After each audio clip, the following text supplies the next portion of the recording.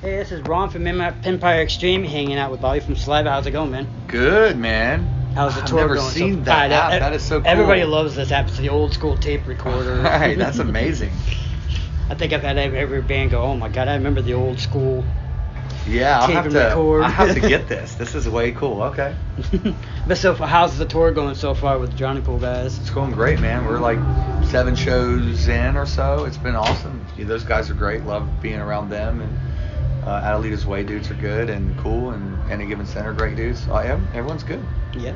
So how's the fan response been so far since in the beginning of as far as this tour so far? With everybody Fans have been great. coming back from COVID and all that kind of stuff. Yeah, man. Fans have been great. Shows have been good. Which is it's awesome. To have people at your shows. Yeah. So, but yeah, all that's been very positive. Response on the record's been great. So yeah, everything's been good. Yeah. And then how was it like joining the band, and your experience of when you first came into the band? Well, I won't get these 12 years back, So, no, it's good, man. When I got in the band early on, like, it was different, I felt like, I was coming into a band who was going through a lot of problems and a lot of things, and their singer had just quit, and they didn't know what they were going to do. They thought about starting a completely different band, going separate ways, see ya. And then, they were like, maybe we'll try. That was around the time where a lot of bands started getting a new singer, like 3 Days Grace had gotten a new singer at the time. Some other bands were starting to do that, I think like Hinder and stuff. And so I think they were like, why don't we try another singer? And my name had got tossed around. A mutual friend, this guy Jeff, who runs lights for a lot of big bands like Godsmack and Limp Bizkit. He did Saliva back in the day, and he had mentioned to them, hey, I got this guy, Bobby, that might work with you guys. And so they heard some of my stuff that I had, and then they called me and was like, hey, we'd love to work with you. And that's it, man. And got in, and all I ever did was want to have fun and keep it fun and jam with dudes who kind of created this legacy and see what happened, and then here I am. So yeah. So when you first came in, because I know a lot of times I've talked to other bands, where was it tough for you as far as the fans? Because a lot of times, especially when it comes to vocalists, you're kind of center stage, and all of a sudden some fans are so finicky about new members and people replacing people. Yeah, did you have a lot of that, or were the fans pretty quick to to enjoy you? I think it feels a lot quicker than it was. I mean, maybe there were some. I mean, I know there were some that were probably against it. You're gonna have that. Yeah. You typically just wean them out. I mean, they'll end up like just going to, and liking other bands or whatever, or you can't keep people forever. But I always just tried to go out and give everything I could at the show and try to kick ass and then earn their respect and earn the, I feel like you got to do that, and I still feel like that. I do that still every night. It is one of those things. Go out and just do your best, man. You're not going to please everybody, but if you can freaking, get the people right there in the palm of your hand during your show, that's what it's all about. Yeah, that's what I said, because I'm like, I've always hated, me personally, like a lot of the dirt, journalists that are always looking for like clickbait stuff or all that kind of stuff like that. And that's what this question kind of leading into. What do you have to say to like fans and press people who talk about Saliva now with with Wayne passing away, not having any original members? What do you say about those people who are like, talk about like, Saliva being a band that doesn't have an original member in the band? Sometimes you have to separate the band, you know what I mean? You have the band, and then you have the business. Yeah. There are two sides of it. A lot of people fail to realize all these bands you love are businesses. Yeah. They're a business. It's a fun business. Yeah. Because they get to go out and play on stage. You got a day job or you go work, whatever, it's the same thing. You've got someone who's above you who owns your business, unless you're the owner of your business. And when I got in the band, it was a business that was actually struggling, and I took over Wayne and I took over the business, and when you do that, you have documents, you have things, and you have, and it's just but I've never disrespected what they did and what they've done in the past. I've never disrespected the legacy of the band. I always treat those songs with the most respect, utmost respect. I've always taken the high road when I didn't have to.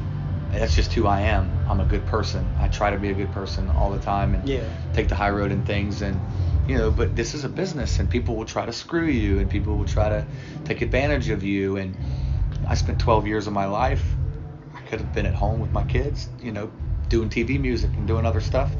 But I spent 12 years trying to rebuild a brand and rebuild a business and rebuild something while having fun doing it. So that's the thing. I mean, if you go look at these other bands that might not have any original members, I guarantee you it's a very similar thing. It's a business, and Wayne and I had a business, and Wayne, I am here doing this because that's what Wayne would have wanted. Totally. If Wayne wanted to do Reunion, if Wayne wanted to do this stuff, Wayne would have done it. And he did.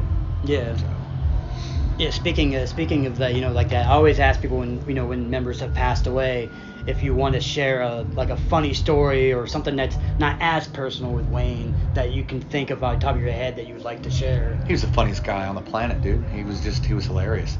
He never had any enemies at all. He would only bitch about things like if the Raiders weren't playing good, or if if we were going on too late, or because he was going to miss something on TV or things like that. He would complain about just normal little stuff. He never once, though, he never had any arguments with people. He always took the high road. Anytime somebody would say anything negative, he would always just kind of nod his head and just turn it positive somehow. That was just who he was. Most people would join in negative, but he was never like that. He was always very selfless and, and very respectful, and just, he came into my home several times. My wife helped him tremendously, got him, dude, he had a 780 credit score when he died, dude. He never had anything above 650 in his life, so just things like that. And the kind of person he was just a great dude all around. I learned a lot from him. So. And you were talking about Reunion, so we'll talk a little bit about how was it like doing the show at, I know people don't like Blue Ridge right now, but you guys played Blue Ridge last year. Right. How was that, doing that show with, you and both Bobby singing? Bobby. Josie. John Sly had approached me a couple times about doing something like that, and the timing just never lined up. It never lined up, and I knew that year in particular would line up, and it made sense. So we reached out, to Josie, and it was all good. Everything was great. He sent me a message and was like, man, thank you for thinking of me. This is so awesome. And and he had a blast. We had a blast. We got to hang and chat and stuff before the show, and he went out and did his thing, and I think we were all kind of proud of the guy, because had been a long time since he'd been on stage like that, and I always thought that he should have been performing and playing, but it's his decision. He went home and did family stuff, and that's cool. But it made sense for us to do that show, and that was it. And we considered maybe a few others, and it just didn't work out. So speaking of doing that kind of tour, like you said, you've been doing, been in the band for 12 years. What's been your favorite tour, do you think, so far out of all those years you've been touring with the band? We've played some really cool festivals and fun shows, and it's hard to pinpoint anyone in particular. But I really did enjoy the Mudfest tour. Was really fun. Just the shows felt very consistent and very we freaking played a whole bunch of places. You know, Yeah. we toured that tour all year, and it was good. It was good, man. You know, but I don't know that I could pinpoint any like of my favorite. It's just there's so many. You know. Yeah. Another question I always ask everybody. It's a kind of tough question because it's like picking kids. But if you had to pick one Saliva song, you can either do one from your era or old school era, or both if you want to, and put it in a time capsule. And thousands of years later, civilization finds it. What song would you want them to hear? Oh, new and old? Yeah, you could do both. You know, being the Yeah. Old, I would go Your Disease. I don't know. I've always been kind of a fan of that song. It's the first song I ever heard of the band.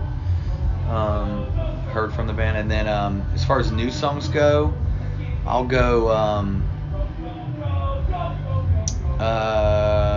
Horizon, which is on our new record. Yeah, track 12. That's a great song.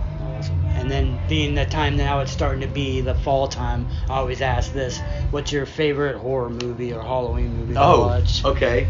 Man, I'm a huge horror fan. Oh yeah, me too. And my kids are big horror fans. And this does freak people out sometimes. Okay, so I gotta say, I still think the scariest movie of all time is still The Exorcist. Yeah. I have only seen that movie in my life. I've seen a lot of movies, man. You name it, I've seen it probably. I've only watched that movie one time. That movie freaks me out, but I'm excited for the new one. Yeah. I want to see the new one. My mom, we grew up horror nuts. Yeah. And my mom has never watched that movie in her entire life because she just hates it. She got sick this year and apparently just watched it for the first time, and I was like, I knew she was sick because I'm like, wait, you watched The Exorcist? Dude, she's in her 50s, you know, and that's or one of her 60s. That's one of the movies that was so effective in how it was shot and the story. Like I still remember those scenes. Yeah. You can't forget those scenes. You watch it one time, you can't forget them. While you watch some other movies and you might forget things and like, oh, I forgot about this. But that's one movie in particular. It kind of burns in your brain. But I loved all the Friday the 13th stuff and just Nightmare on Elm Street and Halloween. I gotta say though, my favorite like of all time, like just movie. This is the one that like makes people go, really? Scream. The first Scream, I think is still like just genius.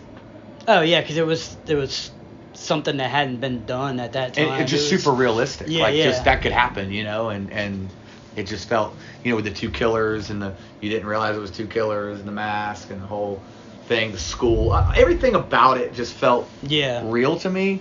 And I think it came out at a time in the 90s where, you know, I was 14 maybe when it came out, and just like it felt like one of those movies that, you know, perfect time as a teenager, you know, to watch. So. Yeah.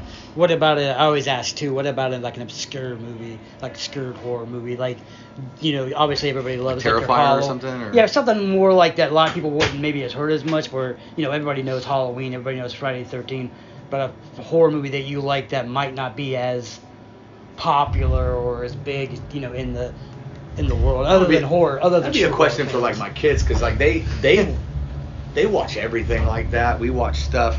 I don't let them watch like brutal stuff though, but like they've watched. I say they've watched Terrifier though. Yeah, that's about as brutal as it's I was like, Terrifier 1 and 2 are pretty brutal. Yeah, they haven't watched 2. Yeah, well, my son's 16, a lot worse, but my daughter's she's 12. But I think if I had to go like obscure, like one that's under the radar, there was a movie called Frozen that was pretty cool. With where they're on a ski lift. Yeah, it was done by the guys who did Holliston. Trying to. That was a pretty cool movie. Brian. P2, I love P2. Yeah. P2's good. But you know, Strange Land. Yeah, do you know Dee that Snider. One? Great movie, dude. Great, probably one of other than The Crow, probably the best soundtrack. Yeah, great soundtrack. Other than the first Crow, you can't beat that soundtrack. No, and hopefully they don't fuck up the new soundtrack with the new one. Yeah. Because they probably will. I mean, that movie's been on and off for the last like 20 years now, but I'm hoping it does. You know, I don't know why they need to make it. Just do a continuation movies. I'm okay with, but right, remaking it as the first one, I don't know about that. But anything else you want to say to the fans before I let you go? All good, man. Hey, thank you guys for continuously supporting the bands, Saliva, and the new record's out. Revelation came out September 8th. Spotify, Apple Music, however you guys get your music, CDs, vinyl. We got a store. We got all that stuff, man. So everyone, peace out. Thank you. See you soon. Thanks, man.